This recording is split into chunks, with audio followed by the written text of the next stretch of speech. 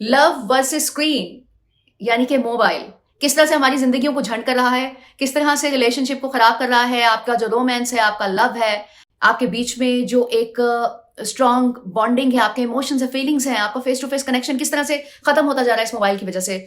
आज मैं आपको वो सारी चीजें बताने वाली हूं जो कि ऑलमोस्ट सब जानते होंगे, लेकिन उस पर फोकस नहीं किया, तो मैं सिर्फ आपकी एक नजर डलवाना चाहती हूँ इन पॉइंट्स पे। जो लोग बहुत ज्यादा मोबाइल यूज करते हैं, सबसे ज्यादा डिस्ट्रैक्शन रिलेशनशिप में वो लोग ही क्रिएट कर रहे होते हैं। सोशल कनेक्शन बनाने में हम बहुत ज्यादा तवज्जो दे रहे होते हैं, जो हमारे सामने लोग होते हैं उनको इग्नोर कर रहे होते हैं।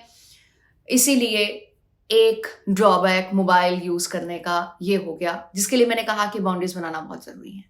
फेस टू फेस कनेक्शन में बहुत ज्यादा फर्क डलता जा रहा है। लोग मिलने से अवॉइड करते हैं। पहले ऐसा होता था कि लंच डिनर का टाइम किया जाता था, फ्रेंड्स आपस में मिलने के लिए कुछ ऐसा प्लान करते थे, लेकिन अब फोन पे बात हो जाती है तो उस प्लान को पसे पुश डाल दिया जाता है। और जो एक महीने में एक आध दफा इस तरह का प्लान बनता था, वो अब 4-4 6-6 महीने में बनता है। फोन पे आप उस तरह से इमोशंस अपने डिस्क्राइब नहीं कर सकते। इवन कि आप मैसेज पे बात कर रहे हो या कॉल पे बात कर रहे हो, वो इमोशंस डिलीवर नहीं होते। आपने कभी सुना होगा कि यार ये बात मैं फोन पे नहीं कर सकता, मैं तुमसे मिलके करूंगा।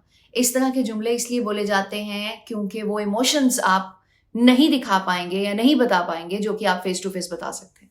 बाज़ औक़ात कुछ ऐसा मैसेज कर दिया जाता है जिसका मतलब कुछ और होता है, लेकिन दूसरा उसे किसी और तरीके से इंटरप्रेट कर रहा होता है।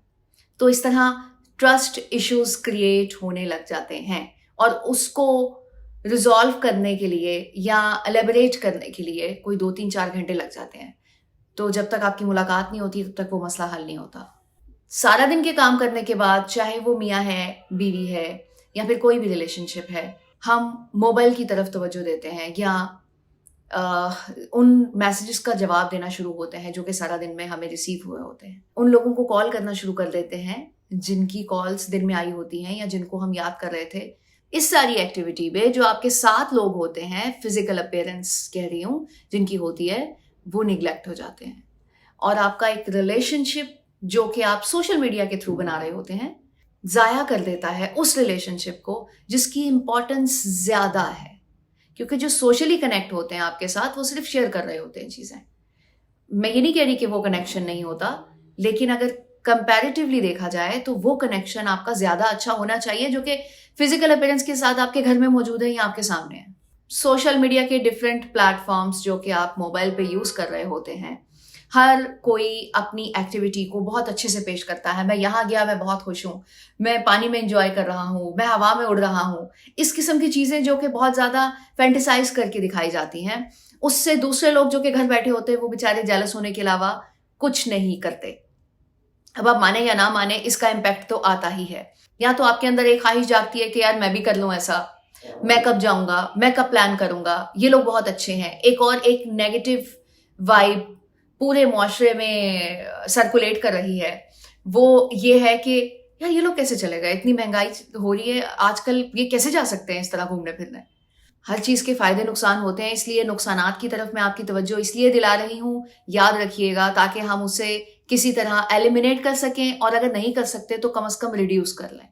इसका कितना बैड इम्पैक्ट डल रहा है हमारी पर्सनल लाइफ पे, हमारी पर्सनल डेवलपमेंट पे, ग्रोथ पे, और हमारे रिलेशनशिप्स पे।